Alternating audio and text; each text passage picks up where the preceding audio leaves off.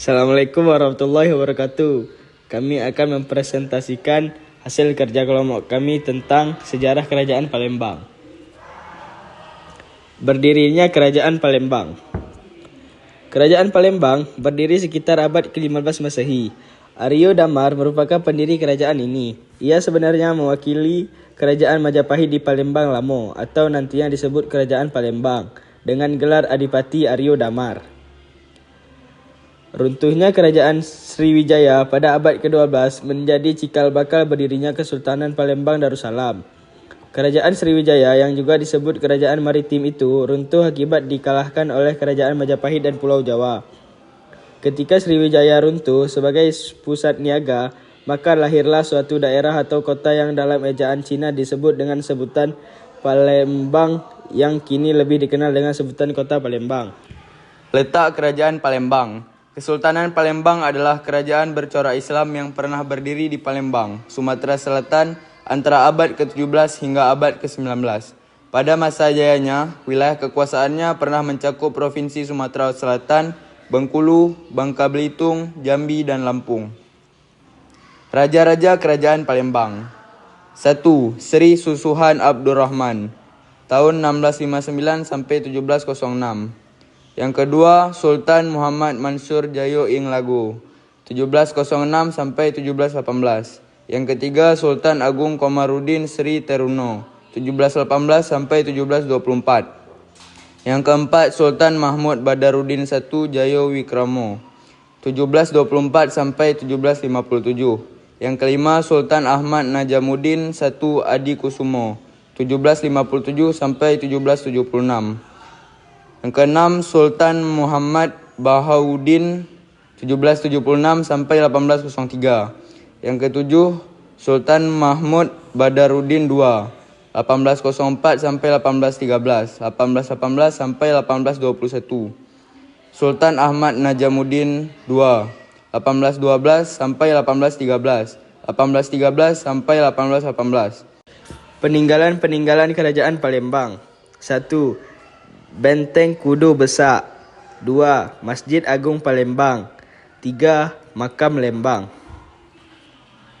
Penyebaran Islam di Kerajaan Palembang. Islam masuk ke Palembang diperkirakan pada awal abad ke-1 atau awal abad ke-8 Masehi. Sepanjang abad ke-7 sampai abad ke-14 Masehi, Islam di kota Palembang tumbuh dan berkembang pesat. Bersamaan dengan itu, zaman keemasan Kerajaan Sriwijaya berlangsung angsung mulai pudar. Pada abad ke-15 muncullah komunitas Muslim di Palembang. Dulu daerah Palembang dikenal sebagai istilah Pulau Emas. Sekitar awal abad ke-16, Palembang sudah dikuasai oleh Kerajaan Demak. Ketika Palembang ada di bawah kekuasaan Demak, Sultan Demak pada saat itu adalah Pati Rodim. Kehidupan sosial. Pada masa itu, interaksi yang ada di kota Palembang sangat dipengaruhi oleh tingginya mobilitas dari para pedagang yang datang dan singgah di pelabuhan, seperti pedagang Cina dan Arab, dan mereka lebih suka menggunakan bahasa Palembang atau Melayu sebagai bahasa sehari-hari. Selain itu, mereka banyak menghabiskan waktu di rumah atau berdagang di atas perahu di Sungai Musi. Terdapat dua hukum yang berlaku di Kerajaan Palembang. Yang pertama ada hukum adat. Dalam adat ini ada kaedah-kaedah yang tidak memberi akibat hukum. Misalnya kaedah yang menentukan bahkan jikalau ada orang mengadakan perayaan perkawinan. Kedua ada hukum Islam. Sebelum kedatangan Islam dalam kehidupan beragama, banyak dilakukan pemujaan nenek moyang. Dan setiap tahun kuburan mereka dibersihkan dan disampaikan persembahan. Kehidupan budaya di Kerajaan Palembang. Di bidang sastra dan budaya, masyarakat Palembang juga memiliki minat yang besar. Misalnya Sultan Mahmud Badarudin II sendiri adalah seorang yang ahli dalam bidang kesusastraan. Terbukti dengan perpustakaannya yang luas. Terdapat juga Sorofal Anam, yaitu kesenian Islami yang dibawa para saudagar Arab dulu dan menjadi terkenal di Palembang. Ekonomi dan pemerintahan. Perekonomian Kesultanan Palembang sesuai dengan letaknya sangat dipengaruhi oleh perdagangan luar dan dalam negeri. Perdagangan diadakan di Pulau Jawa, Lingga, Riau, Singapura, Pulau Penang, Malaka, Negeri Siam, dan Negeri Cina.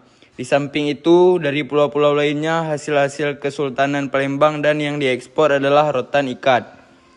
Damar, Kapur Barus, Kemenyan, Kayu Lako, Lilin, Gading, dan pasir emas. Komoditi lain adalah hasil pertambangan timah. Tambang timah juga meningkatkan perekonomian. Dalam bidang pertanian, Sultan Abdurrahman mewajibkan daerah-daerah tertentu untuk mengembangkan lada. Struktur pemerintahan di ibu kota Kesultanan Palembang dibedakan dari struktur pemerintahan di pedalaman disebut uluan. Di ibu kota langsung di bawah sultan, sedangkan pelaksana tugas harian pemerintahan biasanya dilakukan oleh putra mahkota atau pangeran ratu. Yang terakhir ada runtuhnya Kerajaan Palembang. Pada 12 Juni 1819, pertempuran Palembang melawan Belanda dimulai, yang berlanjut hingga masa sultan berikutnya. Setelah sempat mengalami kekalahan, Belanda meluncurkan serangan dadakan pada Juni 1821 yang berhasil melumpuhkan Palembang. Tidak lama kemudian, Palembang resmi jatuh ke tangan Belanda. Sementara Sultan Ahmad Najamuddin III dibawa ke Batavia untuk diasingkan ke Maluku hingga akhir hidupnya. Pada 7 Oktober 1823, Kesultanan Palembang resmi dihapus oleh Belanda dan Kuto Tengkuru dihancurkan hingga rata dengan tanah. Demikian presentasi dari kelompok kami. Assalamualaikum warahmatullahi wabarakatuh. Bye-bye.